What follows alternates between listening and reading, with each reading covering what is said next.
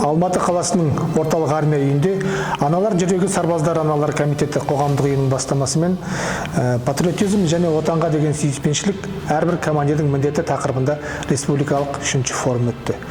Бұл іс-шараға Қорғаныс министрлігі және ұлттық қауіпсіздік комитеті, шекара қызметі, ұлттық ұланның, сонымен қатар құқық қорғау органдарының өкілдері қатысты. Форум барысында қоғам мен әскери қызметшілердің арасындағы өзара байланыс, жастар арасындағы патриоттық тәрбиені дамыту, отан қорғаушы тұлғасын қалыптастырудағы отбасының рөлі, азаматтарды мерзімді әскери қызметке шақыру және басқа да мәселелер талқыланды.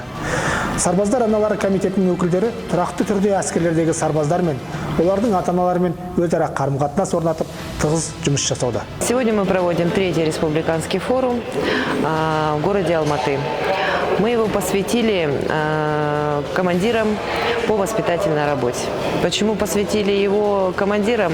Так как был в течение года проведен опрос между солдатами, кого бы вы хотели выделить достойного командира. Вот согласно этим опросам, то, что поделились солдаты, мы сегодня проводим этот форум. Сегодня наш форум называется «Патриотизм, любовь к родине, забота каждого командира».